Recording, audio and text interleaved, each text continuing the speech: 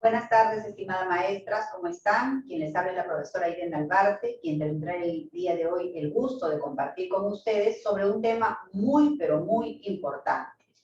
Cómo evaluar desde el enfoque formativo.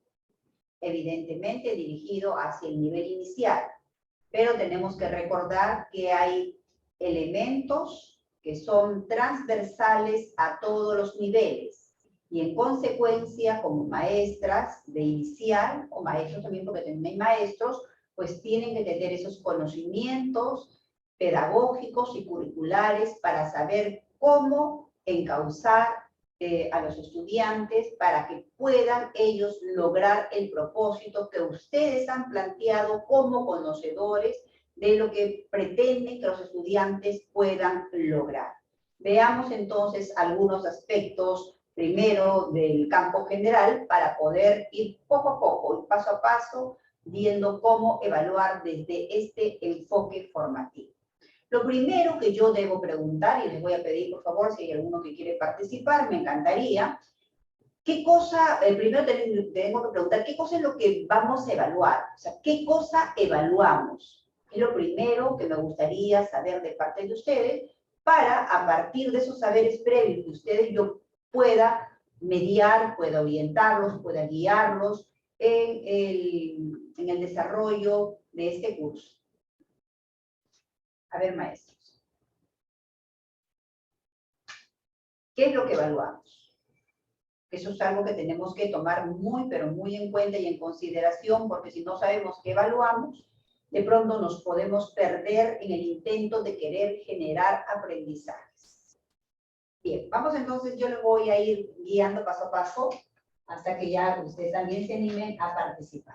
Veamos, por favor, no sé si me puedo ayudar con el pasador de las diapositivas. Un ratito le vamos a ver algunas cuestiones técnicas para poder pasar. Bien, entonces, cuando decimos que evaluamos, tenemos que ser claros en cuál es el objeto de la evaluación. Porque como maestros, más aún ustedes de inicial, se tiene que saber cuál es ese objeto de la evaluación en el que vamos a centralizar nuestros esfuerzos para que realmente logremos los aprendizajes que estamos persiguiendo, que estamos buscando.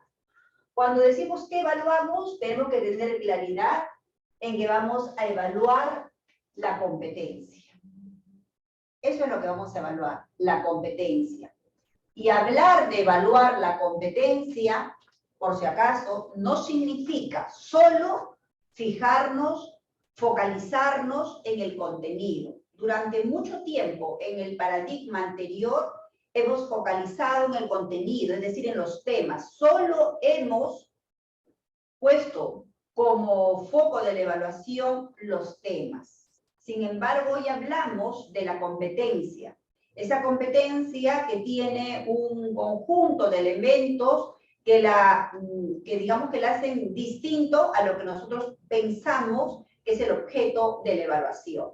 Veamos entonces en relación a esto. Si hablamos de evaluar la competencia, ¿cómo entendemos esto de evaluar la competencia? Recordándoles que esta está compuesta por tres grandes capacidades que la integran. Los conocimientos, y aquí estarían ubicados los temas que siempre nos ha preocupado como parte fundamental del aprendizaje, pero que hoy, como les digo, es un elemento importante, más no lo es todo.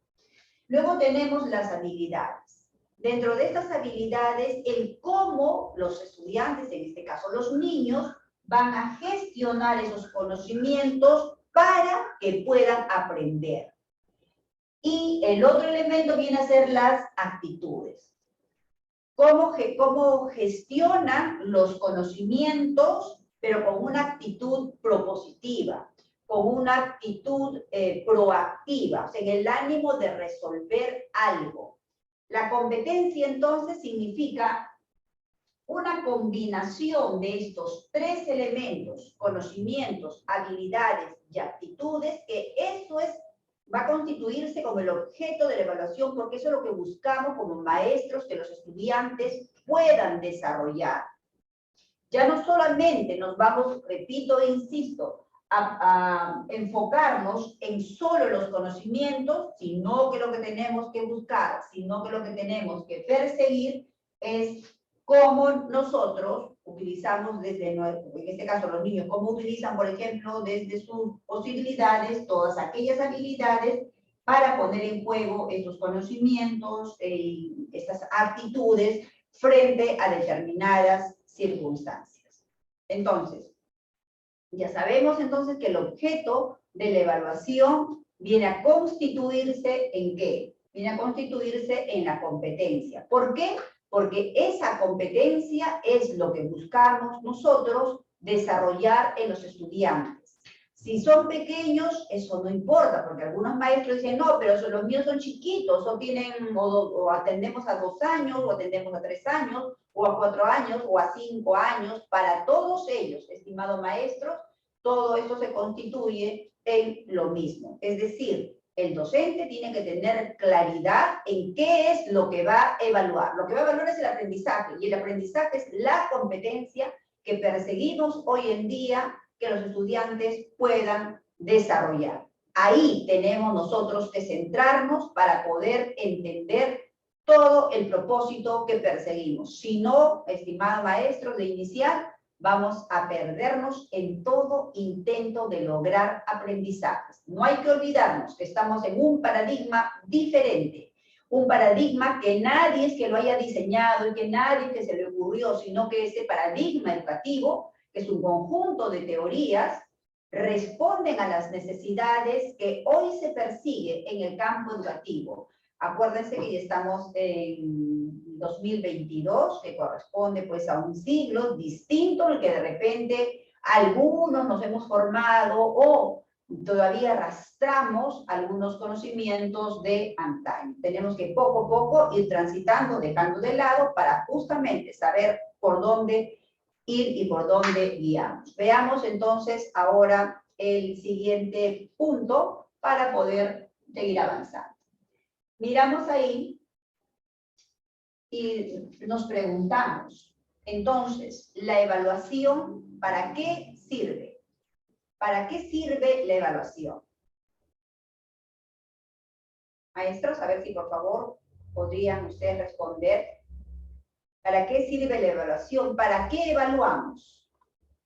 Fundamentalmente, ¿para qué evaluamos? Porque todos, como maestros, en este caso ustedes de inicial, tienen que tener un norte, tienen que tener la seguridad de entender para qué se evalúa. Así como ya sabemos que el objeto de la evaluación, es decir, lo que vamos a evaluar son las competencias, que no solamente tienen conocimiento, sino también habilidades y actitudes, también tenemos que saber para qué evaluamos. A ver, maestros. Maestros, a ver, por favor, respondan a través del chat. Pueden escribir, pongan ahí sus respuestas. ¿Para qué evaluamos? Para mí es un punto muy importante. Para poder entender el enfoque formativo de la evaluación, tenemos que saber para qué evaluamos. Entonces, les pido por favor que ustedes respondan a través del chat para poder ver. Mientras tomo un poquito de agüita, me van a disculpar.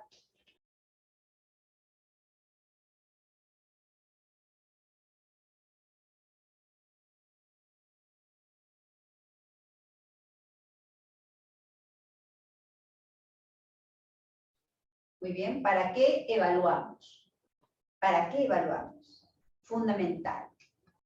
Evaluamos, fíjense ustedes, para que los estudiantes puedan aprender, pero ustedes dirán cómo aprendizaje y evaluación, y vamos a ver que ambas cosas forman parte, como si dijéramos, pues, ambas caras de una misma moneda. Efectivamente, evaluamos para que los estudiantes puedan aprender. Es como cuando vamos nosotros, por ejemplo, a un médico, a la clínica, al hospital, a la posta, etcétera, y vamos porque nos sentimos de repente mal, ¿no? Porque sospechamos de algo. Y entonces el médico hace una evaluación, hace un diagnóstico. ¿Y cuál es el propósito, en este caso, del médico de hacer la evaluación? De saber cómo está ese paciente en relación a criterios definidos que ellos ya conocen, que ellos ya saben. Es decir, vamos a suponer que un adulto va porque le duele mucho la cabeza, le fastidia mucho, le tiene algunos ruidos. Entonces va, por ejemplo, el médico y el médico con esos indicios que está dando el paciente, pues va a ir apuntando y va a ir pensando en algo en primer lugar, ¿no? De repente puede ser la presión alta. Entonces, obviamente mide la presión, ya tiene un resultado, vamos a suponer que ese paciente tenga pues 15 sobre 8. Y el médico ya sabe, hay un criterio que ellos manejan, que es lo normal, 12 sobre 8. Entonces, si está 15 sobre 8, significa que hay algo que no está bien, que está la presión elevada. Y por consiguiente, lo que va a hacer es planificar un tratamiento para posibilitar que se regularice esa presión. Lo mismo pasa en el campo pedagógico. El docente, al momento de evaluar para que los estudiantes puedan aprender, tiene que establecer claramente los criterios, tiene que conocer esos criterios para que al momento de evaluar sepa dónde en relación a esos criterios se encuentran los estudiantes, qué es lo que les falta a esos estudiantes para que puedan llegar a estos criterios que se van a constituir como parámetros, como luego ya lo iré explicando más detalladamente. Evaluamos también entonces con la intención de que los estudiantes puedan mejorar. Así como el médico busca que el paciente pueda mejorar, el buen médico va a buscar que el paciente pueda mejorar. Y la mejora se va a ver en función a cómo avance hacia lo que busca el médico, teniendo en consideración los parámetros que considera normales en el funcionamiento de los diferentes órganos que nosotros como personas tenemos. El maestro también evalúa para que el estudiante mejore. Esa tiene que ser la intención y esa es la mirada formativa de la evaluación. Se evalúa para poder saber dónde están los estudiantes, qué es lo que le falta y cómo se hace para que ellos puedan mejorar y llegar a esas metas o a esos propósitos previstos. También evaluamos para poder orientar a los estudiantes.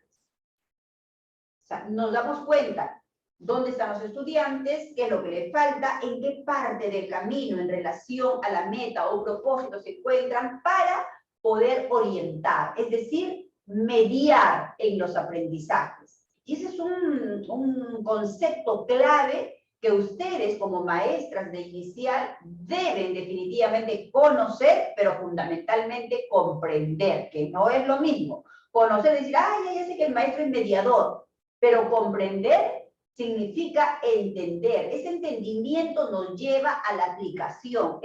Esa aplicación nos lleva al análisis. Ese análisis nos lleva a la evaluación. Y esa evaluación nos lleva a la propuesta, tomando en consideración, por ejemplo, la taxonomía de Bloom, ¿no? Que nos habla de eso, del conocer, el comprender, el aplicar, el analizar, el evaluar y el crear. Y se da y se cumple eso realmente. Tenemos que definitivamente poder comprender cada uno de los conceptos para poder aplicarlo. Nadie aplica lo que no conoce. Nadie hace lo que no conoce. El desconocimiento lleva a, lamentablemente, seguir utilizando metodologías, prácticas y enfoques pasados, que algunos dirían, no, pero es que a mí en mi época me resultó. En la época. Estamos en otro contexto, en otra situación, con nuevas exigencias, con nuevas demandas que son necesarias atenderlas. Ustedes como maestras de inicial tienen la gran responsabilidad de cimentar, de poner los cimientos, valga la redundancia, del gran edificio que es la educación. Si esos cimientos no están bien establecidos, el edificio cae. De ahí la gran responsabilidad de los maestros de inicial. Y digo maestros porque he encontrado a través del trabajo que antes he desarrollado de manera presencial, también a maestros de inicial. Entonces, tenemos que tener claro, evaluamos para aprender, para que los estudiantes aprendan. Evaluamos para que los estudiantes mejoren.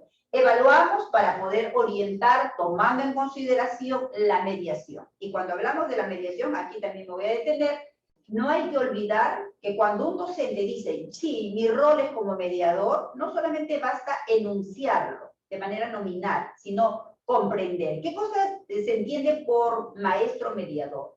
Aquel que se ubica entre las dos zonas que plantea Lev Vygotsky. Ustedes dirán, pero a mí que Lev Vygotsky no me sirve, no me importa. Nos tiene que interesar, puesto que ese es el rol que hoy todo maestro, sea del Colegio Nacional o sea de la institución particular, tiene que asumir para favorecer los aprendizajes. Entonces, ¿qué nos plantea? Nos plantea dos zonas extremas. La zona de desarrollo real, que significa con lo que viene el estudiante, lo que sabe hacer el estudiante sin el apoyo de ustedes. A eso se le llama y se le conoce como zona de desarrollo real. Desde la perspectiva de Vygotsky y desde la perspectiva de Ausubel, lo llama saberes previos, con lo que viene el estudiante, lo que sabe el estudiante. Y en el otro extremo tenemos la zona de desarrollo potencial. ¿Qué significa zona de desarrollo potencial? Potencial es lo que se puede lograr, pero que aún no se ha logrado. Entonces, significa que el estudiante puede llegar a esta zona, pero para que llegue a esta zona, de este extremo al otro extremo de zona de desarrollo potencial, ahí juega el papel, entre comillas, el docente, porque él es el que tiene que orientar justamente al estudiante, recogiendo, explorando o activando sus saberes previos, es decir, lo que sabe, con lo que viene, etcétera, para poderlo guiar hacia el propósito que ustedes se han planteado en una experiencia de aprendizaje o en una sesión o una actividad de aprendizaje. A eso nos referimos, maestros. Entonces, el docente mediador es el que guía, no es el que da respuesta. Es el que va guiando, como ahora lo vamos a ver, va guiando al niño para que ese niño, producto del pensar pausado, reflexivo, pueda darse cuenta de lo que está haciendo y para qué lo está haciendo. Y ahí también hay que puntualizar y hay que enfatizar lo siguiente. Muchas veces las maestras de inicial, los maestros en general de inicial, piensan que los niños, ellos pues carecen de pensamiento, que los niños carecen de reflexión, que los niños no pueden realizar ninguna posibilidad, por ejemplo, de hacer inferencias, y ahí estamos equivocados. Porque si bien es cierto, de repente no está dentro de las características del pensamiento, de la lógica formal, los niños ya tienen que ir desarrollando cuestiones nocionales para justamente, como les dije hace un momento, sentar las bases para que la educación realmente tenga esa articulación y consistencia que hoy todavía lamentablemente no la tiene. Muy bien. Ahora veamos entonces en relación a esto que acabo de decir. Cuando nosotros planificamos, ¿no? Para planificar curricularmente hablando, desde esta perspectiva de la enseñanza-aprendizaje, cuando planificamos cualquier actividad o una experiencia de aprendizaje, primero tenemos que evaluar. Nadie puede planificar si no se ha evaluado. Ojo, nadie puede planificar si no se ha evaluado. Es como, por ejemplo, ustedes. Si tienen, imaginemos, tienen ustedes un hijito, tienen un sobrinito, etcétera, etcétera, que va a cumplir 5 años. Y entonces ustedes quieren hacerle algo por esos 5 años. Para poder planificar y decir, bueno, le voy a hacer un agasajo, voy a hacer aquello, voy a hacer lo otro, voy a hacer esto. O sea, uno puede planificar todo lo que se le ocurra, pero si no cuenta con los recursos, ¿cómo va a ejecutar ese plan? No se puede. Para eso, antes de planificar, tenemos que ver. Entonces, esa persona, ustedes podrán decir, no, a ver, ¿cuándo tengo? ¿De qué espacio dispongo para poder desarrollar esa fiesta y poder hacer la planificación que tenga realmente un sustento? Porque la planificación que no nace, que no surge de la evaluación, maestros, no tiene ninguna consistencia. Nadie puede planificar una actividad o una experiencia de aprendizaje, maestras, nadie puede planificar si previamente no ha evaluado cuáles son las necesidades que tienen los niños y niñas para justamente saber cómo guiarlos y que producto de esta mediación puedan llegar al propósito que ustedes se han planteado como maestras, conocedoras de lo que persiguen, conocedoras de lo que realmente quieren que los niños puedan lograr. En ese sentido, entonces, ambas cosas, tanto la planificación como la evaluación, siempre van directamente unidas, siempre van de la mano. Entonces, no se olvide, evaluamos primero para poder planificar, porque si no, no podemos hablar de planificación de la nada. Es como pues, hacer un castillo en el aire, ¿no? Por gustos. Muy bien. La planificación curricular de esas experiencias de aprendizaje que están dentro justamente de ese contexto de enseñanza, aprendizaje, y la evaluación de estas experiencias de aprendizaje tienen que ver y tienen que responder a un enfoque. Ambas responden a un enfoque. Tenemos entonces que por el lado de la planificación curricular, estas obedecen al enfoque por competencias. Y cuando hablamos de planificar por competencias, significa que lo que tenemos que perseguir, lo que tenemos que buscar es el desarrollo de las competencias. ¿Pero cómo? ¿De qué manera? Generando retos a los niños, generando desafíos a los niños. ¿Para qué? Porque al momento de generar un reto o generar un desafío, este va a permitir que los niños y niñas puedan movilizar ese conjunto de capacidades, conocimientos, habilidades y aptitudes para responder frente a ese reto, para responder frente a ese desafío. Entonces, cuando ustedes planifiquen, por ejemplo, tienen que hacerlo con esa intención, con la intención que sean los niños los constructores de su aprendizaje, planteándole retos, planteándole desafíos, sin temor a ello, maestros, sin pensar que los niños pues no pueden responder, sí lo pueden hacer, dependiendo de la buena mediación que los docentes de inicial puedan aplicar. Y en cuanto a lo que corresponde al enfoque de la evaluación, viene a ser el enfoque formativo. Como ya les había dicho inicialmente, el enfoque formativo busca, persigue que los estudiantes, producto de la evaluación, puedan aprender, puedan mejorar, permitir que se les oriente.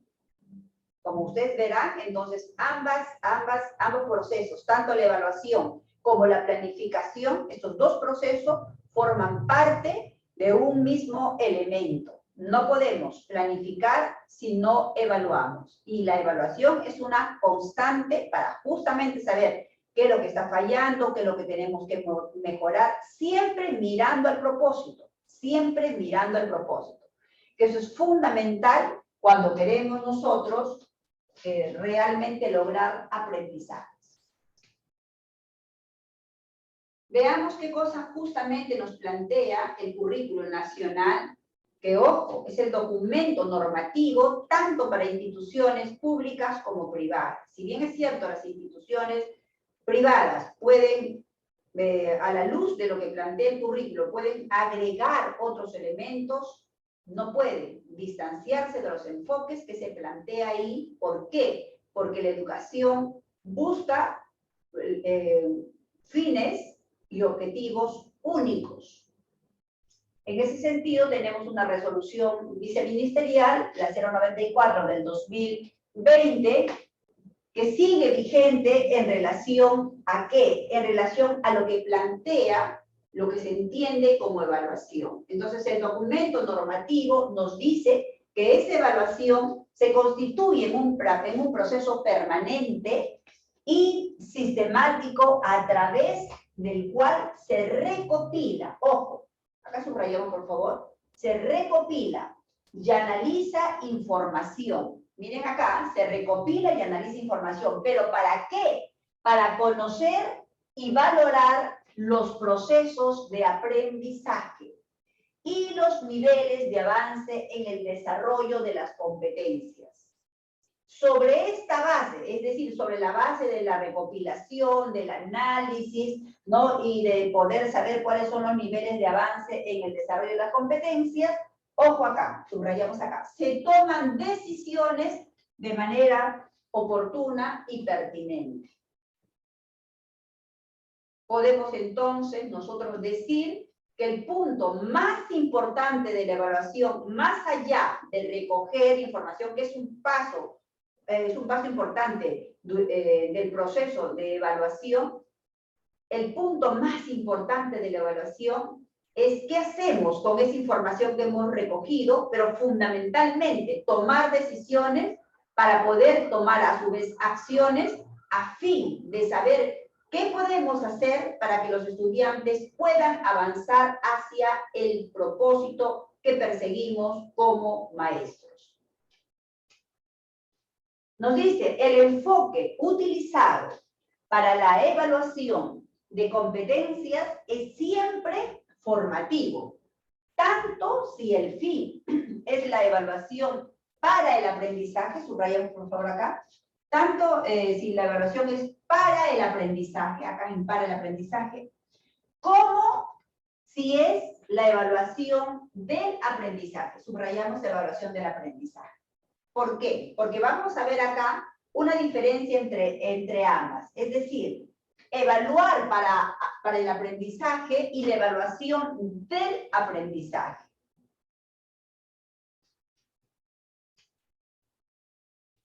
Cuando hablamos nosotros de evaluar para el aprendizaje, el enfoque siempre tiene que ser formativo, es decir, buscar que el estudiante, producto de esa evaluación, pueda aprender, producto de esa evaluación pueda mejorar, pueda orientarse, etcétera, etcétera.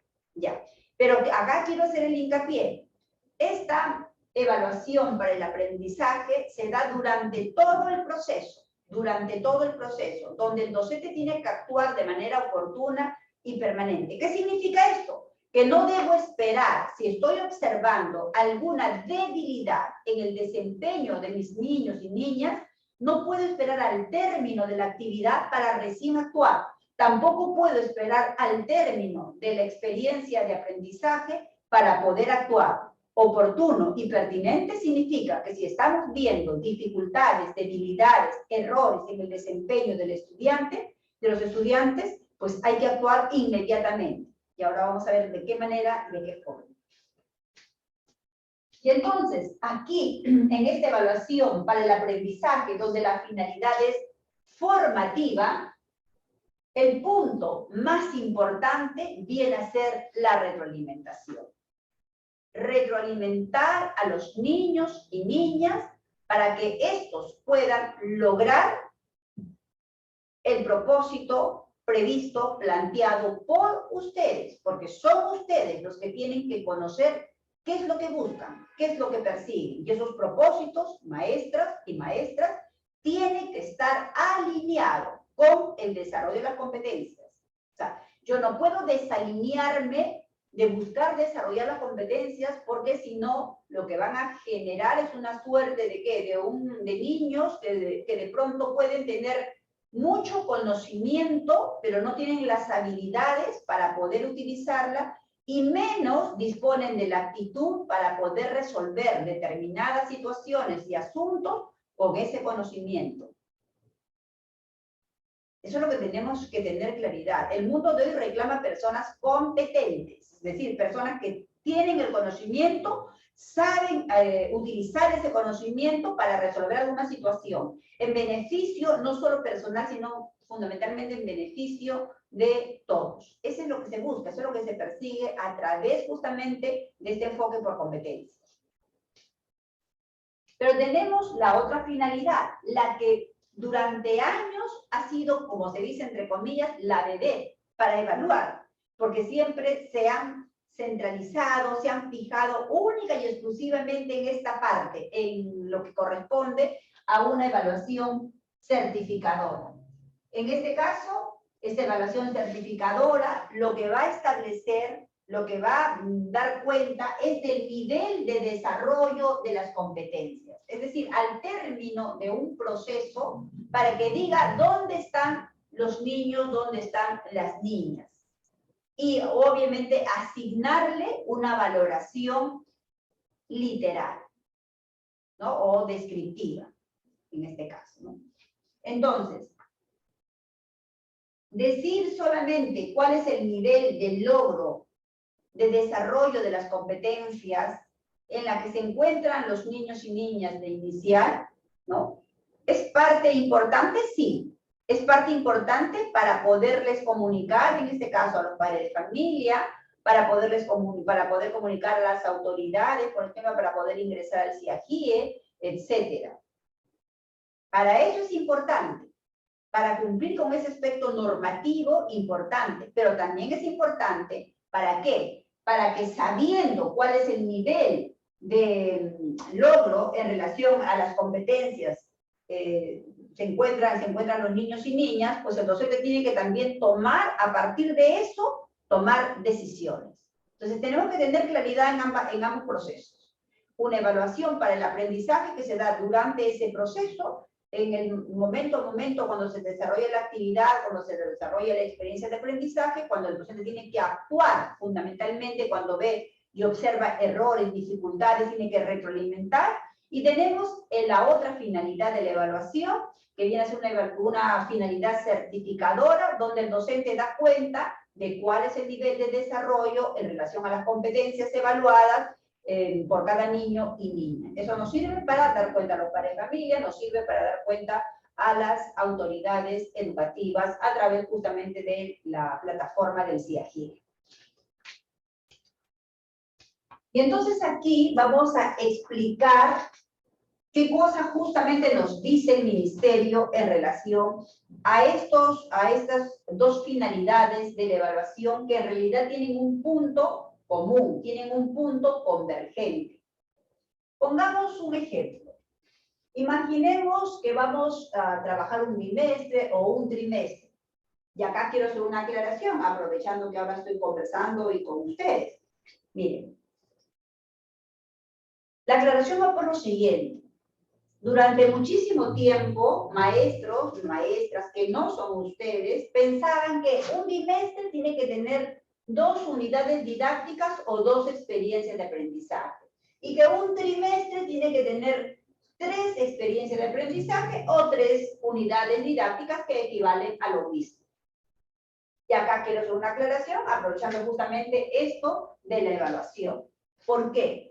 Porque aquí, por ejemplo, tenemos que considerar que las experiencias de aprendizaje que se plantean en torno a un bimestre o a un trimestre, según como ustedes trabajen, no tiene que ver con que las experiencias duren un mes.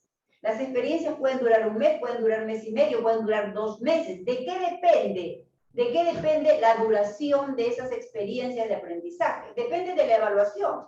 Porque la evaluación les va a decir cuáles son las necesidades de sus niños y niñas. Y en función a esas necesidades, ustedes dirán, necesito ese tiempo, necesito un mes y medio o necesito 2 meses para poder lograr que los niños avancen para este propósito que hemos planteado. Para que me puedan entender, es como cuando, por ejemplo, alguien va. Imaginemos que tenemos 3 pacientes con los bronquios afectados. 3 pacientes distintos. Entonces, que no son familia, me refiero a eso. No son familia. Entonces van al médico en distintos horarios y el médico los evalúa. Uno tiene, por ejemplo, una bronquitis leve, otro tiene una bronquitis moderada y el otro tiene una bronquitis aguda, o sea, muy fuerte, muy grave. ¿Ustedes creen que el médico les mandará el mismo tiempo de tratamiento al que tiene bronquitis leve, el que tiene bronquitis moderada y el que está en un nivel agudo? Creo que la respuesta ya la sabe. Por supuesto que no. Porque el médico mandará el tratamiento y el tiempo del tratamiento en función al diagnóstico que ha podido realizar, en función de la evaluación. Porque el diagnóstico obedece a una evaluación. a uno al que tiene leve según una semana, al que está en moderado de repente 15, un mes, al que está por no más agudo, le mandará más tiempo de tratamiento y lo irá obviamente evaluando paso a paso, poco a poco, para saber cómo va y para saber qué hacer si en caso de repente el tratamiento no está dando resultados. Lo mismo pasa en el campo educativo. Los tiempos que uno puede asignar a una experiencia de aprendizaje es producto de la evaluación. De ahí la importancia que tiene entender qué cosa es la evaluación desde el enfoque formativo, maestros. Porque si eso no lo entendemos, entonces vamos a planificar sin haber evaluado y vamos a, de repente, algunos directivos, que yo no creo que sea el caso de ustedes, van a pedir y exigir que los maestros presenten con anticipación su planificación sin exigir que primero hayan sido evaluados los niños y las niñas. Y ahí sí sería un despropósito porque, repito, insisto, no se podría lograr lo que se persigue. No se podría lograr. Entonces, ahora sí, explicado esto, vamos a poner como ejemplo, subrayamos acá por favor el bimestre, solamente bimestre. Imaginemos que vamos a trabajar un bimestre y que para ese bimestre, en función a las necesidades, producto de la evaluación que ha salido, necesidad de mis estudiantes que ha salido producto de la evaluación, entonces planteo 3 experiencias de aprendizaje. ¿Es posible en un bimestre plantear 3 experiencias de aprendizaje? Sí. ¿Por qué? Porque como maestros sabemos el producto de la evaluación, qué requieren, qué necesitan los chicos, los estudiantes, los niños, y por consiguiente puedo plantear, como les dije, las experiencias de aprendizaje que posibiliten el logro de lo que persigue. Imaginemos que estamos en eso, bimestre, 3 experiencias de aprendizaje. Aquí, miren ustedes, durante toda la experiencia de aprendizaje se van a desarrollar diversas actividades. Aquí, en esta diversidad de actividades, ustedes van a ir justamente evaluando de manera permanente para que el producto de la evaluación puedan acompañar a los estudiantes. Y si es necesario retroalimentar, pues hacerlo. Y luego les voy a explicar por qué digo si es necesario. Pero aquí, al final de cada una de estas experiencias de aprendizaje, vemos aquí hay un corte, podemos detenernos un momento para saber durante todo este periodo, en esta experiencia de aprendizaje, que imaginamos que están 15 días aquí, pues durante estos 15 días, ¿cómo están los estudiantes en relación a las competencias que ustedes han planificado? Miran esto y producto del resultado de la evaluación es que recién pueden planificar la siguiente experiencia de aprendizaje. Igual, siguen acompañando en el proceso, evaluando de manera permanente para, si vuelvo a insistir, si es necesario retroalimentar a los niños y al final de otros 15 días, estoy diciendo 15 días por citar un ejemplo, ustedes pueden programar una experiencia de aprendizaje para 20 días, para 25 días, para 30 días, va a depender de las necesidades de sus estudiantes que resulten producto de la evaluación. Aquí también será necesario esos resultados valorarlos, o sea, el resultado se valora. ¿Por qué se valora el resultado? Porque producto de esa valoración es que ustedes van a plantear la siguiente experiencia de aprendizaje. No se puede plantear una experiencia de aprendizaje si no hay una evaluación. Es decir, que la evaluación no se delimita a solamente el inicio, al final de un periodo, no. La evaluación es constante, permanente, pero tiene y busca diferentes finalidades, como les he explicado. Una, evaluar para el aprendizaje, la otra es evaluar para certificar, para decir cuál es el nivel de desarrollo en relación a las competencias han logrado los niños en determinado tiempo. Y aquí también, imaginemos que al final de todo esto, al término del bimestre, imagino que acá es el término del bimestre, aquí ustedes van a tener que referir a las autoridades educativas, ¿no? En la plataforma que ya tenemos, que contamos en el CIAGIE, poner cuál es el resultado durante todo este periodo de cada uno de los niños. Es el momento de certificar. ¿Es el momento de hacer las descripciones o es el momento de poder colocar, calificar a través de una calificación literal, es decir, de letras? Pero esto de acá, esta certificación, este nivel de desarrollo en el que se encuentran estos niños, nos va a permitir también hacer diagnóstico. También nos va a permitir diagnosticar, para que me puedan entender. Es como que si hay alguien, como les explicaba hace un momento, ¿no? Si un médico quiere ver cómo se encuentra esa persona que ha llegado a su consultorio, que le dice que tiene zumbidos en el oído, que le duele la cabeza, que le retumbe, etcétera, y sospecha que tiene la presión alta, le toma la presión y resulta que tiene 15 o 16, entonces el médico sabe, ese resultado le sirve para saber qué tratamiento debe seguir la persona, no solamente dándole pastillas, sino cuál es la alimentación, cuáles son otros aspectos que debe tomar en consideración. Lo mismo pasa con el docente. Esto de acá, lo que describimos de los niños, cuando describimos, por ejemplo, su desempeño en relación a las competencias, cuando esa descripción es a través también de una letra, si fuese el caso, nos tiene que servir para poder darnos cuenta de dónde se encuentran esos niños. Pero ¿cuál es la importancia de saber dónde se encuentran los niños? No solamente para decirle al papá, señora, su niño le falta tal cosa, ya mire, lea lo que le he puesto, o señora, su niño tiene una C, tiene una B. No, no solamente para eso. Eso nos tiene a nosotros que, como maestros, dar cuenta de qué, de posibilitarnos un diagnóstico para que producto de ese diagnóstico sepamos qué hacer en el siguiente bimestre o trimestre, dependiendo de cómo ustedes estén trabajando en la institución educativa. Eso es absolutamente importante y necesario. Por eso es que el Ministerio dice que tanto, si en tanto la evaluación sea para el aprendizaje o certificadora, siempre el punto en común tendrá que ser que debe la evaluación tener una mirada formativa, porque esto, cuando usted certifica y le sirve a su vez para diagnosticar, para volver a planificar las nuevas unidades, entonces ahí se constituye en algo formativo, porque se están preocupando dónde se encuentran los niños y se están preocupando por saber qué pueden hacer para poder mejorar y cómo planificar.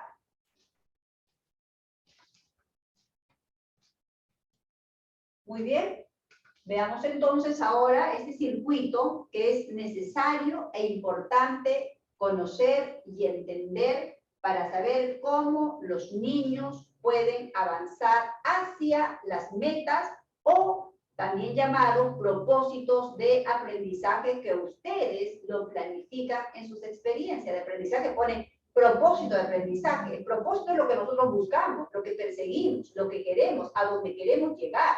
Entonces, el propósito no puede constituirse solo en una expresión nominal, es decir, nombrar, este es mi propósito, pero luego hago lo que sea. No, el maestro tiene que tener norte, tiene que tener claridad, tiene que saber lo que hace, más aún, y siempre seré insistente en esto, más aún los maestros de inicial, porque insisto y repito, son los que ponen las bases para la construcción de una buena educación. 3 preguntas clave, maestros, desde la mirada formativa. Primero, ¿hacia dónde caminamos? Esta pregunta no solo la debe responder y conocer el docente, sino fundamentalmente el que aprende, el niño, la niña en este caso. Ustedes dirán, pero ¿cómo? Los niños yo no les tengo que decir cuál es su propósito. Por supuesto que los niños tienen que conocer cuál es el propósito. ¿Por qué? Porque los niños, desde este paradigma educativo socioconstructivista que se nutre del constructivismo, donde los 2 puntos claves, que el estudiante es el constructor de su aprendizaje y el docente es el mediador, en este sentido, el que construye, el constructor tiene que saber lo que construye, tiene que saber para qué está construyendo tal cosa, aun así sea pequeño. Por supuesto, para ello, el docente tiene que utilizar el lenguaje adecuado, para que los niños puedan entender, puedan comprender el propósito que se persigue. Entonces, aquí no se trata de que el propósito, la meta que se persigue, solo sea de uso, de manejo y de conocimiento del docente. No, desde esta perspectiva formativa de la evaluación, el estudiante debe saber cuál es el propósito que persiguen para que él pueda lograr. ¿Con qué finalidad se hace esto? Porque toda aquella persona que sabe qué es lo que se quiere, qué es lo que se busca, es capaz de poder autorregularse. Los que no saben qué es lo que se persigue, qué es lo que se busca, son incapaces de generar algún tipo de autorregulación. Por eso es importante. Entonces, ¿hacia dónde caminamos? Ahora lo vamos a ver. ¿Dónde nos encontramos y cómo avanzamos? Acuérdense del cómo avanzamos, justamente viene a ser el propósito de la evaluación. ¿Cómo avanzamos? ¿Cómo mejoramos? ¿Cómo aprendemos? Ese es el propósito de la evaluación. Estas tres preguntas, insisto y repito, no solo deben ser conocidas por el docente, sino también fundamentalmente por los estudiantes. ¿Quiénes se encargan de esto? Los docentes, de hacerles partícipe del propósito, lo que se busca, lo que se persigue. También es importante que los estudiantes sepan dónde se encuentran, porque sabiendo, miren, dicen, esto es lo que buscamos. Imaginemos que está mi mano derecha acá, digo, esto es lo que buscamos, este es el punto de lo que buscamos. Nos encontramos aquí, a mitad de camino. Entonces los niños dirán, ah, me falta todo esto para llegar acá. Eso es tomar ese conocimiento por parte de los niños para poder justamente emprender esa ruta que los lleve hacia el propósito que persigue. Por supuesto, siempre de la mano del adulto, ya sea el papá, la mamá, pero fundamentalmente el docente, pero que tiene que ejercer un rol como mediador y no como el dador del conocimiento, como ahora lo vamos a ver. Cuando decimos hacia dónde caminamos, tenemos que tener claro los propósitos de aprendizaje que perseguimos en las diferentes áreas. O sea, ¿cuál es el propósito de aprendizaje que perseguimos? Sus propósitos se traducen en las competencias, pero esas competencias no en en una fase ya terminal, final, sino de la competencia, en qué es parte de la que buscamos, qué es lo que queremos de esta competencia en estos momentos lograr como propósito. ¿Dónde nos encontramos? Nos permite diagnosticar. Absolutamente importante. ¿Dónde nos encontramos? Diagnóstico. Diagnóstico que lo tiene que conocer el docente, diagnóstico que lo tiene que conocer el estudiante. Así como en el campo médico, el médico sabe la lectura de los valores referenciales que se le da en determinadas pruebas y hace un diagnóstico. Es necesario que ese diagnóstico se lo diga de la manera pertinente, con palabras adecuadas al paciente. ¿Para qué? Para que el paciente tome conocimiento de lo que le está pasando, de lo que le está sucediendo y para que también pueda ayudar en ese proceso de recuperación. Lo mismo pasa con los niños. Los niños tienen que saber dónde se encuentran para saber qué les falta y cómo podrían ayudar para llegar a ese propósito. Y esta pregunta de cómo avanzamos. ¿Cómo avanzamos? Retroalimentando.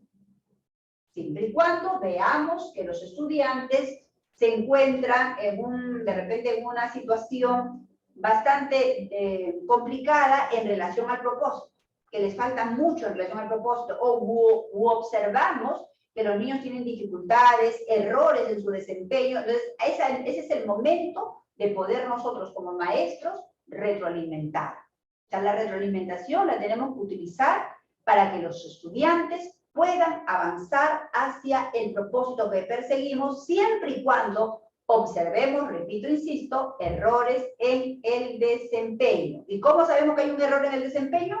Cuando somos capaces de comparar con el propósito, con los criterios que estamos persiguiendo, y si en relación a esos criterios hay errores de parte de los niños, pues es el momento de retroalimentar para que ellos puedan avanzar con rumbo a ese propósito o a esa meta. ¿Hacia dónde caminamos? Hacia las metas de aprendizaje que se constituyen en los propósitos de aprendizaje. En ese sentido, esas metas o propósitos de aprendizaje tienen que ser conocidas tanto por el docente como por el estudiante. El docente es el que establece estas metas o propósitos de aprendizaje, porque para eso es el profesional de la educación que conoce, que sabe lo que se persigue. Estas metas, estos propósitos de aprendizaje, tienen que estar alineados con el currículo nacional. Ahora, sí, como insisto y repito también acá, las instituciones privadas pueden ir más allá de lo que propone el currículo, sí, pero no desviarse de lo que realmente se busca, es decir, del desarrollo de las competencias. El docente tiene que comunicar a los estudiantes estas metas de aprendizaje o propósitos de aprendizaje. Para ello tiene que utilizar un lenguaje adecuado para los niños, para que estos comprendan qué es lo que se persigue. Por ejemplo, estos propósitos pueden ser de corto alcance, si nos referimos a una actividad o sesión de aprendizaje.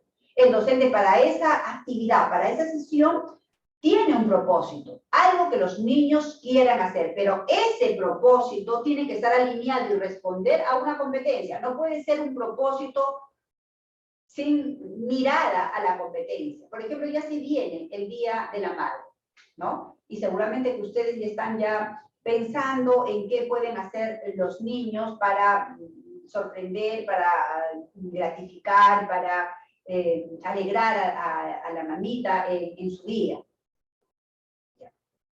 Si bien es cierto, el maestro tiene que ir pensando en eso, también es importante que la docente o el docente de inicial se comunique con los niños. Se comunique con los niños para poder llegar a un consenso de ver qué es lo que pueden ofrecerle a sus madres. Entonces los niños ya saben, en ese momento dicen, vamos a hacerle, por ejemplo, si decimos, ¿no? Vamos a hacer un corazón para mamá, los niños ya saben que ese es el propósito de la actividad. Los niños ya saben eso. Y acá, por ejemplo, dice, define criterios de evaluación y comunica a los estudiantes. Cuando hablamos de definir los criterios, maestros, ustedes lo que tienen que definir en atención y en función ¿a qué? A las capacidades que tiene cada competencia. Pero cada capacidad, ustedes se van a dar cuenta cuando revisen los documentos curriculares, cada capacidad es descrita por los desempeños. Entonces, cuando ustedes, por ejemplo, decidan, voy a coger este desempeño para que sea mi criterio, ese desempeño, ustedes como maestros tienen que saber ese desempeño a qué capacidad está orientado, porque los desempeños están orientados a diversas capacidades que comprende la competencia. Y siempre cuando los maestros me preguntan en relación con la profesora, tenemos por ejemplo esta competencia, tiene 4 capacidades, ¿y cómo los pongo todos? Entonces yo siempre les sugiero lo siguiente, como las capacidades están en orden secuenciadas, es decir, las capacidades van ordenadas, son los pasos que se van a ir dando, que corresponden a los procesos didácticos. Yo siempre les sugiero que cojan las últimas capacidades y que revisen en el documento normativo los desempeños que miran a estas últimas capacidades. ¿Por qué? Porque esos desempeños que miran a las últimas capacidades ya están englobando a todo el resto de capacidades, porque repito, estos vienen ordenados de manera secuenciada, paso a paso, para poder lograr la competencia. Esto obviamente ustedes lo van a hacer con los documentos, pero lo tienen que comunicar a los niños. Por ejemplo, acá vamos a hacer el criterio es tal cual, o sea, esto o aquello, comunicarle a los niños con un lenguaje sencillo y claro, para que los niños sepan claramente qué es lo que se persigue, qué es lo que se busca, qué es lo que van a lograr. ¿Por qué es importante? Porque cuando están desarrollando la actividad, si fuese el caso de la actividad, los niños dirán, no, teníamos que hacer tal cosa, entonces va a autorregular su proceso de aprendizaje. En el caso del estudiante, en este caso niños de inicial, conoce y comprende metas de aprendizaje. Esto, el que conozca y comprenda, es una responsabilidad del docente. Como ya les dije, utilizando un lenguaje claro, sencillo y cada vez durante la actividad recordándole qué estamos haciendo, para qué lo estamos haciendo, esas respuestas que den los niños nos van a dar la garantía que están entendiendo cuál es el propósito y cuáles son los criterios que estamos aplicando. Conoce y comprende los criterios con los que será evaluado. Ustedes dirán, pero un niño chiquito, sí, como ya les he dicho, ¿no? ¿Qué están haciendo? ¿Para qué lo están haciendo? Eso son dos preguntas claves que nos van a dar la señal de que los niños puedan dar cuenta del propósito y de los criterios. No con las palabras que por supuesto están en el currículo nacional, ni las que ustedes puedan haber escrito en la actividad que han desarrollado y lo han presentado a su dirección y dirección, no. En un lenguaje mucho más sencillo y directo con los niños. ¿Dónde estamos? Como les dije, esta pregunta también es importante. ¿Por qué? Porque nos permite diagnosticar en relación a la meta o al propósito que perseguimos. El propósito puede ser de corto alcance, como les dije, una sesión, una actividad, corto alcance. Mi propósito puede ser de mediano alcance, una experiencia de aprendizaje, que puede ser, qué sé yo, 10 días, 15 días, 20 días, 25 días, 30 días, más días, etc.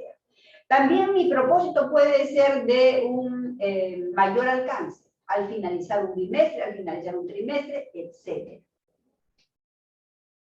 En este sentido, el saber dónde estamos, no solo el maestro, por supuesto que es el que hace el diagnóstico, pero tiene que comunicarle al estudiante, es necesario para poder planificar. No se puede planificar si no se parte de un diagnóstico. Eso nos permite tomar decisiones para poder desarrollar la clase. El saber dónde estamos, o sea, dónde están los estudiantes, permite que el docente pueda tomar decisiones en relación a la planificación. No solamente al inicio de esta, sino también durante el proceso, porque durante el proceso yo puedo haber planificado algo, pero si estoy observando producto de la evaluación, que no necesariamente es aplicar una prueba, porque también se puede hacer a través de la observación como técnica, entonces podemos inmediatamente tener que actuar para justamente acompañar y generar aprendizaje en los estudiantes. Ahora, como ya les había hablado, de que los estudiantes tienen que saber cuál es el propósito, que están en relación a las competencias, están en relación a las competencias, los propósitos, ya sea de una actividad, de una experiencia de aprendizaje, al término de un bimestre o trimestre, etcétera, etcétera. Pero también les hablé de que es importante los criterios para poder evaluar, porque nadie puede evaluar sin criterios. Para yo poder decir, por ejemplo, un abrigo está mal hecho, para decir que un abrigo está mal hecho tengo que tener criterios, de repente de forma, de repente de, no sé, pues de ver las medidas, habrá que tener criterios específicos para poder determinar si ese abrigo está mal hecho o no lo está.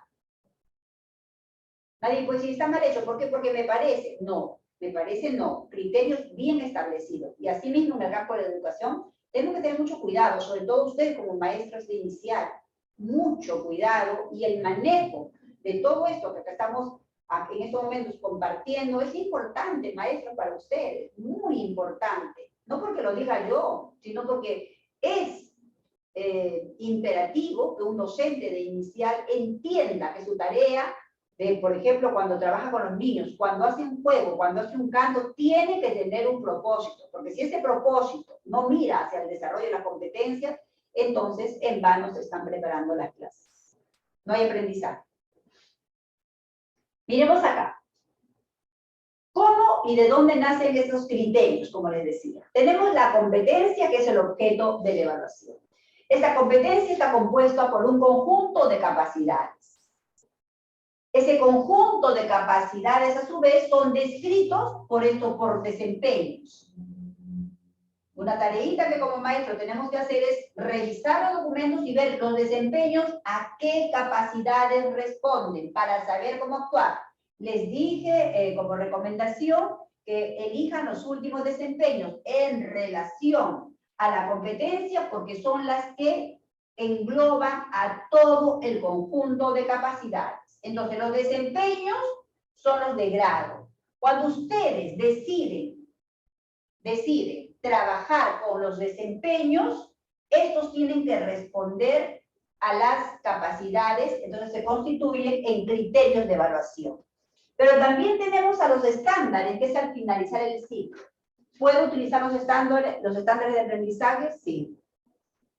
Al finalizar un periodo mayor, ahí lo podemos utilizar. Finalmente, pues el estándar congrega a todo el conjunto de desempeños, sintetiza al conjunto de desempeños. O sea, todo guarda una relación. ¿Y qué haremos? Como ya les dije, para poder permitir avanzar, si observamos errores en el desempeño de los estudiantes, lo que el maestro tiene que hacer es retroalimentar. Pero aquí, en lo que es la retroalimentación, vamos a definirla cómo la entendemos y qué es lo que tenemos que hacer para poder actuar. La retroalimentación exige devolución. Devolución significa que el docente haga esa devolución a quién, al estudiante, pero esa devolución no tiene que decirle, oye, has hecho esto mal, has hecho esto bien, sino generarle reflexión a los niños pequeños, o sea, hacerle la devolución de logros y dificultades, pero ¿para qué? Para generar reflexión al estudiante. Esa es la intención. En esa retroalimentación, producto de la retroalimentación, el docente alineará y propondrá sus estrategias de enseñanza.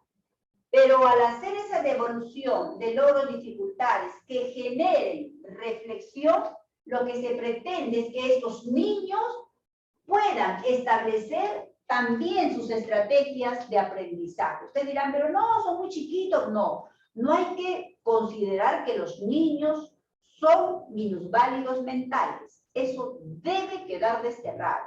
Los niños piensan. Si tienen una buena guía, una buena mediación, definitivamente los niños sí pueden generar reflexión para poder conocer, comprender fundamentalmente y permitir aplicar, actuar. Muy bien, aquí también quiero hacer un distingo entre lo que es la retroalimentación desde el enfoque cuantitativo y desde el enfoque formativo, porque hay una distinción, maestros, hay una distinción, no hay que confundir. Todavía, lamentablemente, hay muchas personas, que no son ustedes, que confunden el término retroalimentación como sinónimo de refuerzo. Son dos cosas distintas. Desde el enfoque cuantitativo, donde la evaluación solo era utilizada para medir, es decir, al término de un periodo, para saber dónde se encontraba el niño. Ay, este niño no sabe, no, le falta tal cosa al término de un periodo, ya, nada más. Se comunicaba eso. Es como el médico que te diga, señora, sabe que usted está enferma, ya regresa a su casa. O sea, ¿y para qué me sirvió la evaluación? De nada. Porque simplemente me está diciendo lo que tengo, pero no me da una receta, no me da un tratamiento. Así era antes, solamente era para medir. Se medía, es decir, dónde se encontraban los niños, los estudiantes de inicial, eso era lo que se comunicaba a los padres, se comunicaba a las autoridades educativas, etc. Ahí quedaba. Entonces, en ese sentido, retroalimentación desde esta mirada cuantitativa significa, acá sí es reforzamiento. Porque la palabra retroalimentación no es de hoy, la palabra retroalimentación, ojo, es de hace mucho tiempo. Muchísimo tiempo. Todos los que nos hemos formado hace mucho tiempo, esta palabra ya la conocíamos, pero como sinónimo de refuerzo. Pero ustedes dirán, ¿qué? Pero la retroalimentación no es reforzamiento, y les voy a decir por qué no. Reforzamiento es unilateral, es decir, es el docente el que se fija, el que sabe el error del estudiante, y el docente busca aplicar estrategias de enseñanza, pero sin que el niño sepa cuál es el error, sin que el niño le posibilite reflexión para que también él pueda posibilitar sus propias estrategias de aprendizaje. Es decir, solamente ahí se trabaja con estrategias de enseñanza, más no se piensa que el estudiante, el niño, pueda generar sus estrategias de aprendizaje.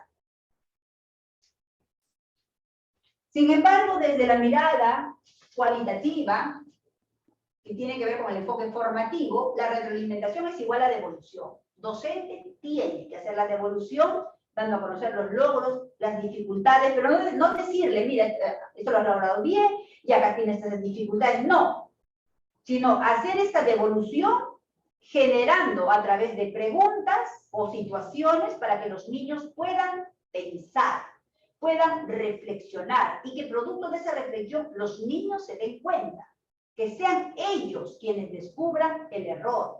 Esa es la intención de la evaluación desde esta mirada formativa. La evaluación la retroalimentación, desde lo que es el enfoque cualitativo, dice, reconoce solo dificultades. Sí, solo reconoce dificultades. En tanto que la evaluación, desde el enfoque formativo, reconoce dificultades, pero también fortalezas, también posibilidades que los niños puedan tener. Desde la mirada cuantitativa, está centrado en los resultados. O sea, importa el resultado. El resultado es importante, sí, como ya les hemos dicho, evaluación certificadora, pero ese resultado, desde esta mirada, ¿no?, que importan los procesos, desde esa mirada formativa, el resultado también se constituye en un elemento de diagnóstico, desde esta mirada. La retroalimentación desde la mirada cuantitativa promueve la memorización. Sí, porque se entiende como que el reforzar es, ya le voy a volver a insistir en esto, que repita, que recite, le voy a decir a la mamita, al papito, a la familia, que le haga esto practicar 5 veces, 20 veces, y entonces no se está utilizando a la retroalimentación como lo que sí lo hace desde esta perspectiva. Promueve la autorregulación. ¿Cuándo se promueve la autorregulación? Cuando el maestro guía a los niños para que sean los niños quienes se den cuenta de su error, que los niños se den cuenta de cuáles son las dificultades que observan en su desempeño. Ustedes dirán, eso no es posible. Sí, es posible, maestros. Es posible. Lo que pasa es que tenemos que tener entendido de que los niños pequeños también saben pensar, también saben proponer. La retroalimentación desde la perspectiva cuantitativa, aquí, por ejemplo, el docente es el que determina lo que el estudiante debe saber. Si bien es cierto, hay un propósito que en todo ámbito se tiene que mantener, pero aquí el docente es el que determina qué es lo que debe saber, cómo tiene que actuar para poder, para que el estudiante pueda mejorar. Sin embargo, desde la perspectiva formativa, aquí el docente orienta al estudiante a la reflexión, porque no solamente se detiene en lo que él o ella pueda hacer, o sea, el docente puede hacer, sino fundamentalmente en lo que el estudiante puede hacer, producto de la reflexión. Ahí estamos frente a la diferencia de la retroalimentación desde 2 paradigmas. Acuérdense ustedes que los conocimientos también evolucionan, maestros. Y la retroalimentación, como antes la entendíamos, era reforzamiento. ¿Qué cosa es reforzamiento? Sintetizando, es que el docente es el que, obviamente como docente, se da cuenta de los errores del estudiante y decide reforzarlo. ¿Cómo? Aplicando, ¿qué cosa? Aplicando sus estrategias de enseñanza, sin preocuparse porque el niño se dé cuenta de cuál es el error, sin preocuparse de que el niño pueda también proponer alternativas de solución, porque de eso se trata, que los niños piensen, y ese es el reforzamiento. Hoy, el concepto de retroalimentación va más allá de eso. Retroalimentar significa permitir que los niños también generen reflexión y para poder proponer sus alternativas de solución frente a determinadas situaciones.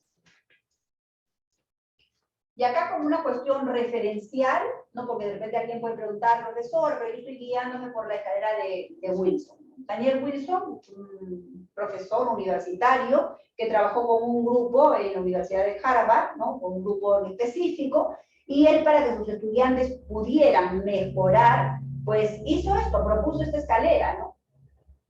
Que para nuestro entender en relación al currículo, a la propuesta del currículo nacional, le falta un peldaño, porque acá dice clarificar Es decir, preguntar al niño qué es lo que ha querido decir para poderse dar cuenta de que está yendo por el camino correcto, luego valorar los aspectos positivos que pueda presentar el trabajo del niño, el desempeño del niño, expresar inquietudes en relación a lo que ha observado, errores, etcétera, y finalmente sugerir.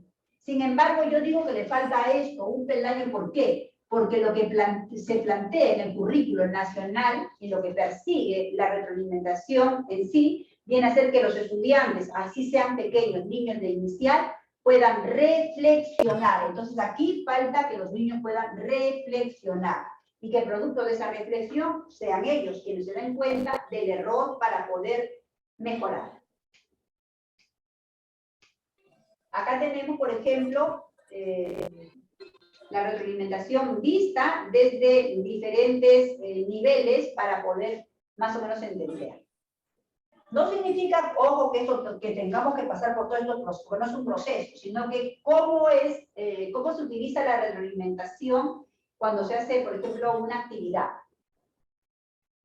Por ejemplo, hay una retroalimentación incorrecta cuando el docente, en lugar de aclarar cosas con el conocimiento del caso, no tiene ese conocimiento y en lugar de decirle algo, guiarlo de manera adecuada al niño, más bien lo lleva a la confusión y al error. Esa es una retroalimentación incorrecta. Cuando el docente obviamente no está preparado, que yo creo que eso no pasa nunca, porque un docente que se precie de serlo no puede estar, pues, falta por lo menos de conocimiento. La retroalimentación elemental es cuando, frente al desempeño ¿no? Y ¿cómo lo dice? ¿Cómo está? Y él dice, ¿está bien o está mal? Pero no da explicación, simplemente dice, ¿está bien o está mal? No da explicación. La retroalimentación descriptiva, sin embargo, es aquella en la que el docente le dice al estudiante en qué se equivocó, le dice el error, en qué se equivocó, pero también le dice y le sugiere, según lo que dice Wilson, le sugiere qué debería hacer para mejorar. La retroalimentación, que es la que persigue el currículo nacional y en la que todos deberíamos estar enfocados, viene a ser la retroalimentación por reflexión o descubrimiento. ¿Qué significa esto? Que el docente de inicial tiene que generar preguntas o situaciones frente a algún, digamos, error o alguna dificultad de los niños para producto de ese pensar detenido, de ese pensar pausado, de la reflexión, puedan darse cuenta ellos de su propio error. ¿Y por qué es importante? Porque cuando uno quiere generar el aprendizaje, si uno quiere realmente hacerlo, parte por reconocer lo que nos falta, parte por reconocer lo que sabemos. Porque si eso no reconocemos, maestros, vamos a poder llegar a comprender, a lograr los propósitos, que es lo que los niños puedan desarrollar las competencias.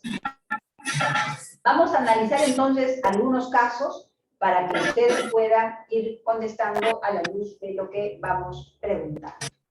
Veamos este caso. Léanlo, por favor, con detenimiento, analícenlo, y a la luz de lo que hemos conversado, de lo que hemos estado dando cuenta, pues ustedes me van a decir cuál creen que es la respuesta correcta. ¿Ya? A ver, maestros, por favor.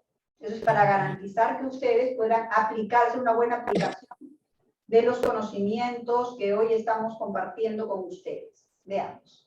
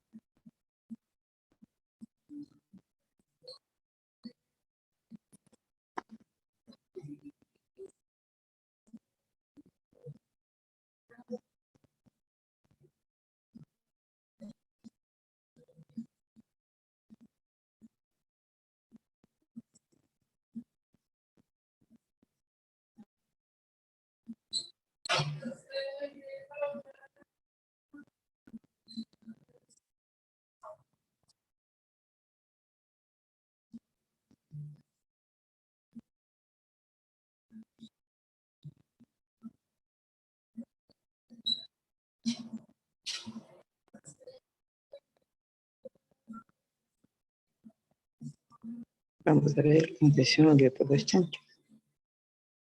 La.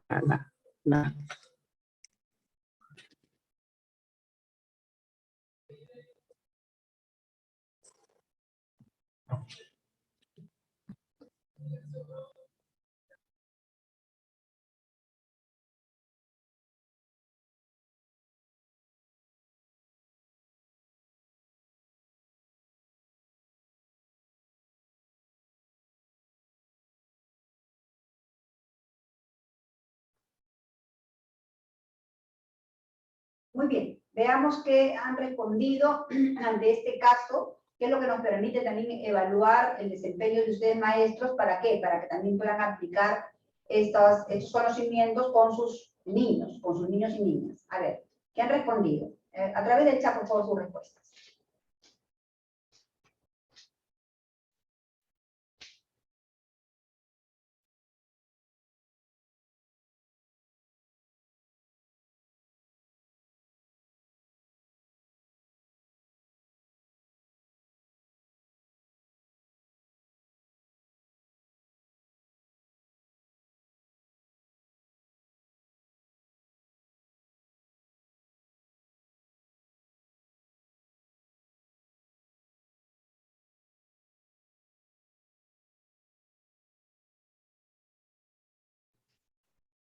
Muy bien, veamos frente a este caso qué cosa hemos respondido. Vamos a analizarlo juntos, ¿está bien?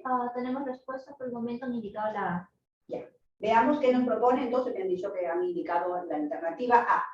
Dice, la docente del aula de 4 años ha repartido diversos animalitos de juguete a cada mesa para que los niños los agrupen como deseen. Rápidamente, Juliana agrupa algunos de los animales y le dice a la docente, señorita, ya terminé, aquí están las vacas, aquí los pollos y aquí los chanchos. La docente observa que la niña ha colocado una vaca en el grupo de chanchos. Dice, ¿cuál de las siguientes intervenciones es más pertinente para retroalimentar a Juliana acerca de las agrupaciones que ha realizado? Y entonces tengo que recordarles que cuando nosotros hablamos de retroalimentar, no es reforzar, no es decirle, no es señalarle el error, es generar en la niña Juliana, que es de 4 años, reflexión. Ese es el papel que tenemos que asumir como docentes que queremos lograr los aprendizajes en los niños. Entonces, veamos, ustedes han dicho la alternativa A, yo voy a ir primero por la alternativa, entonces, a analizar la alternativa C, luego la B y finalmente la A. La C dice, decir a Juliana, es decir, que la maestra le diga a Juliana, en cada grupo debe haber los mismos animales. Si nosotros queremos retroalimentar, estamos diciendo que esa retroalimentación tiene que generar reflexión en el estudiante, que tiene que ser el niño o la niña el que descubra cuál es el error en el que ha incurrido. Estará bien que sea la docente que le diga, en cada grupo debe haber los mismos animales. ¿Eso les permitirá reflexionar a Juliana? ¿Solo sí o no, maestros? El que diga, en cada grupo debe haber los mismos animales, ¿le permitirá reflexionar a Juliana? Sí. A través del chat, ¿sí o no?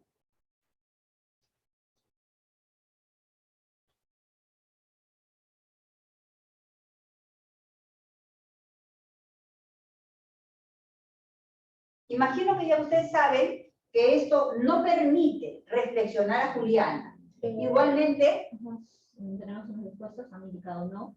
Igualmente le dice, revisa nuevamente si los grupos de animalitos que has formado están bien. La niña, cuando dice en cada grupo deben haber los mismos animales, la niña cree que ha puesto los mismos animales en cada grupo. Y le dice, revisa nuevamente si los grupos de animales que has formado están bien. Ella va a creer que está bien porque es lo que ha hecho. Es lo que ella ha hecho y es lo que ella cree. Ahí acá nos dice que por casualidad puso a la vaca en el grupo de los chanchos. No dice que por casualidad, porque una casualidad es diferente, es decir, ahí sí estaría bien, no, a ver, fíjate, revisa, qué sé yo. Pero aquí se da por entendido que la niña se ha equivocado, que en esa parte de la clasificación todavía le falta. Y miremos la alternativa B. Decir a Juliana, vamos a ver con atención el grupo de los chanchos. Fíjate, allí hay una vaquita que parece que se ha perdido. ¿Quién está señalando el error aquí? La maestra, ¿verdad? Está diciendo, mira, fíjate que hay una vaquita que parece que se ha perdido. Ayúdala y ponla con las otras vacas. Al hacer esto, la maestra, como ya ustedes se habrán dado cuenta, no está generando reflexión en la niña, porque es ella quien tiene que darse cuenta lo que le falta o dónde ha colocado, en este caso, pues, a la vaquita. Y la alternativa A, que es la que ustedes han señalado, nos plantea lo siguiente, decir a Juliana, ¿qué animalitos escogiste para agrupar? Esta pregunta es clave, porque la niña va a decir, ay, ya yo elegí, por ejemplo, a los chanchitos, elegí a las vaquitas y también escogí a los pollos. Ya. Entonces le hace es clave para que la niña vaya dándose cuenta de cuáles, ella sabe qué animalitos escogió para poder agrupar. Dice, a ver, muéstrame, ¿cómo los has agrupado? Entonces la niña irá mostrando, ahí yo agrupé acá las vaquitas, y entonces, y en el grupo de los chanchos le dice, ¿todos son iguales o hay alguno diferente? Es esa pregunta clave para que la niña reflexione y diga, ah, no, en este grupo no todos son iguales. Hay uno que es diferente y ahí se dará cuenta que la vaquita es la que es diferente al grupo, al resto pues, de los chanchitos que están en ese grupo. Y efectivamente, como ustedes lo han dicho, efectivamente esa es la respuesta. Pero que esa respuesta nos lleve a la acción, es decir, es así como tengo que guiar a mis niños, sean de 3, de 4, de 5 años, maestros. No pensar que los niños no piensan, los niños piensan, los niños son capaces de reflexionar siempre y cuando sean bien mediados por él o la docente de inicial. Veamos otro caso, que es importante para darnos cuenta de cómo podemos actuar. Dice, la docente y los niños del aula de 5 años recorren la ribera de un río cercano a la institución educativa. Durante el recorrido observan que el río se encuentra lleno de basura. De regreso al aula, dialogan sobre lo observado y acuerdan realizar el proyecto que le hace la basura al río para investigar qué ocurre con los ríos cuando las personas arrojan basura en estos.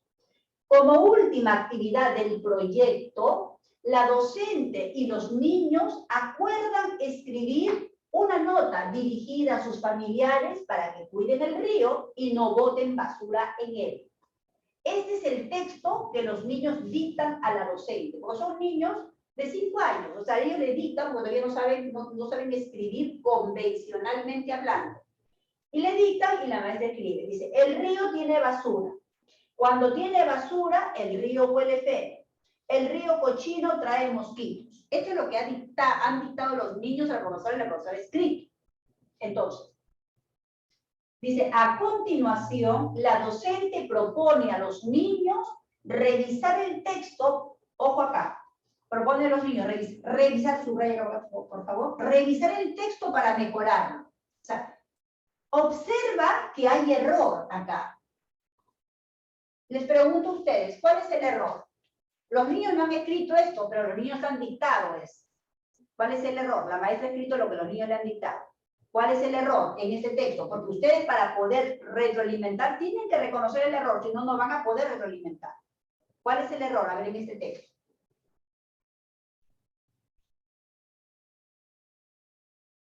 Ahí están las oraciones separadas por los puntos. Dice, el río tiene basura, cuando tiene basura el río huele feo, el río cochino trae mosquitos. En ese texto, ¿estará bien que se repita el río, el río, el río? Les pregunto a ustedes.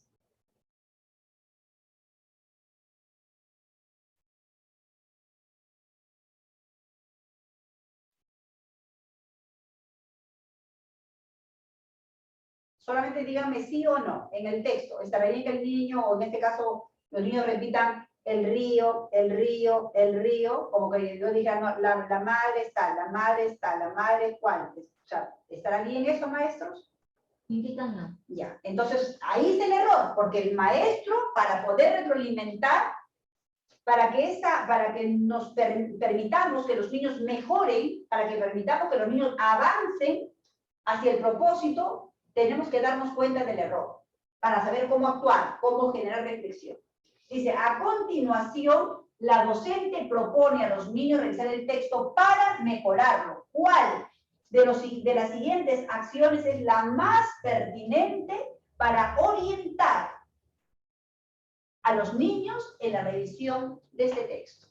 A ver, ¿cuál de estas tres alternativas es la correcta para poder guiar, orientar a los niños en la revisión de este texto? Tenemos tres alternativas. A ver aquí, maestros.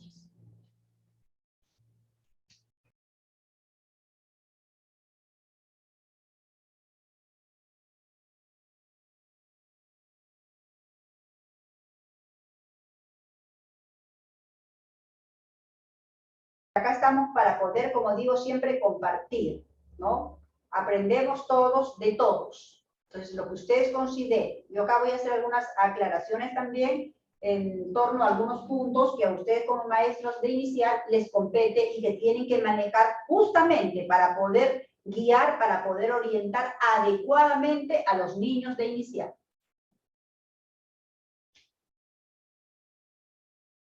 A ver, por el momento tenemos la alternativa C. Ya. Muy bien. Dice acá la alternativa C. Veamos entonces, en relación a este caso, ¿cuál de estas tres alternativas es la manera adecuada, pertinente, en que la maestra tiene, o maestro de inicial tiene que guiar a los niños? También acaban de indicar la B. Ya, también la B. ¿Cierto? La C y también la B. Muy bien. Veamos entonces, analizando primero, entonces yo siempre voy analizando de la que no tiene mayor respuesta, y siempre acuérdense que hay que generar que los niños puedan, ¿cómo se llama? Generar a su vez reflexión. Cuando nosotros queremos, maestros, hacer generar reflexión, en este caso a los niños chiquitos de inicial, y también eso da para los grandes, pero voy a referirme a este nivel, pues siempre es importante que la primera pregunta o el primer punto que ustedes van a dar cuenta a los niños, tiene que permitir saber qué cosa han querido decir, es decir, recoger sus saberes previos. ¿Qué cosa es lo que han querido decir? ¿Qué cosa es lo que han querido comunicar? Ese es el punto clave. Ese es el punto clave. Porque si ustedes, por ejemplo, no recogen los saberes previos, ¿cómo saben que eso es lo que han querido decir, que eso es lo que han querido comunicar? Pues ya yo quise comunicar otra cosa. Les puede decir, puede pasar. El maestro, para poder justamente retroalimentar adecuadamente como punto esencial de lo que es la evaluación para el aprendizaje, tiene que primero focalizarse, puntualizar en lo que corresponde a el recojo, exploración o activación de los saberes previos. Veamos. Voy a partir entonces por la alternativa A que nadie la ha comentado, ¿verdad? Dice, leerles el texto varias veces y preguntarles qué les gustaría agregar. O sea, la maestra le lee varias veces, le pregunta a los niños, ¿de qué les gustaría agregar? Los niños, vale, quiero agregar tal cosa, esto, aquello, dirán un montón de cosas. Escoger alguna de sus respuestas, por favor subraya acá, escoger.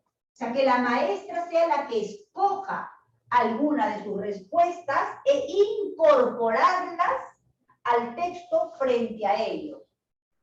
Entonces aquí le quita esa autonomía que ustedes como maestros y que todos como maestros debemos buscar en los estudiantes.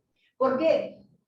Ya no pasa por una decisión de los niños en relación al texto que han querido dictar, sino por una decisión de la maestra. Y dice, finalmente leerles el texto corregido. ¿Quién lo corrigió? Ella. Y por consecuencia, como creo que nadie ha señalado la alternativa A, ¿verdad? Ya. Pero está entre la B y la C. Veamos la alternativa B. Recordarles que para poder nosotros generar reflexión, el primer punto de partida es recoger, activar o explorar los saberes previos del estudiante. Y luego ir guiando con otras preguntas para que se den cuenta del error. Dice, leerles el texto y felicitarlos por el esfuerzo. Ya, los felicito por el esfuerzo porque han dictado un pequeño texto. Luego, dice, decirles que para que el texto sea claro, no deben repetir palabras. Yo les pregunto a ustedes, en la retroalimentación, que es la que tienen que generar reflexiva o por descubrimiento, el docente tiene que señalar el error. Les pregunto, el docente tiene que decir al niño, mira, te has equivocado en esto, o acá, esto no se debió hacer tal cosa, omitiste tal cosa. El docente tiene que hacer eso en la retroalimentación, reflexivo por descubrimiento.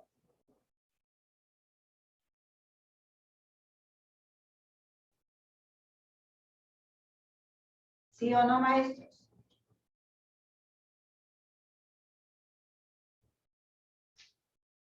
Indican no. Ya. Aparte, ¿saben qué sucede acá? Que cuando dice, hasta aquí puede ser que les felicite muy bien, claro, ya reconoce el esfuerzo, que señala parte positiva, pero aquí es donde cuando dice, decirles que para que el texto sea claro, no deben repetir palabras. Eso tiene que ir por alguna pregunta, por alguna situación, que sea el niño o los niños quienes se den cuenta de lo que ha pasado, de lo que le falta. Finalmente dice leerles el texto para que identifiquen las palabras que se repiten. Ya. Aquí lo que ha fallado es cuando le dice que el texto debe ser, que para que el texto sea claro, no deben repetir palabras. Y el que no deban repetir palabras lo tienen que descubrir ellos. Se tienen que dar cuenta de qué es lo que ha pasado. La alternativa C dice leerles el texto y preguntarles si queda claro a quién le están escribiendo. Acuérdense que ellos iban a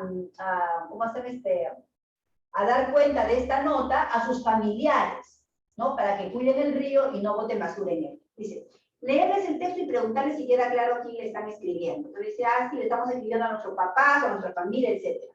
Luego, preguntarles qué podrían agregar para que las personas que lean el texto comprendan por qué deben cuidar el río, o sea, que se dé cuenta de ello. Finalmente, incorporar junto a ellos, junto a los niños, sus propuestas. O sea, las propuestas de ellos, de los niños, preguntarles qué podrían agregar para que las personas que lean el texto comprendan por qué deben cuidar el río. Finalmente, incorporar junto a ellos sus propuestas y volver a leerles el texto. Y efectivamente, como ustedes bien lo han señalado, maestros, la respuesta aquí es la C. Porque lo que tienen que siempre buscar es que sean los niños los protagonistas, los constructores de su aprendizaje. Y aquí también, antes de ya dar paso a algunas preguntas que me quieren hacer, indicarles y decirles lo siguiente. Los niños de inicial tienen una forma de comunicarse, tanto por escrito y también de manera oral. Ellos leen y escriben no convencionalmente. Es decir, ellos son capaces de que por un garabato les signifique una frase como amo a mi mamá. Hay que saber respetar esos niveles para poder justamente llegar a que los niños puedan realmente ser buenos escritores, pero sobre todo buenos lectores.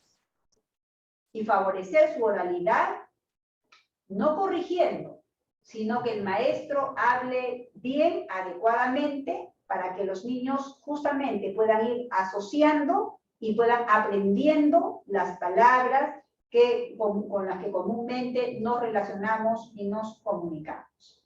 Muy bien, maestras, eso es lo que quería compartir con ustedes el día de hoy. Quedo a disposición en un tiempo para sus preguntas, si es que desean hacerlas.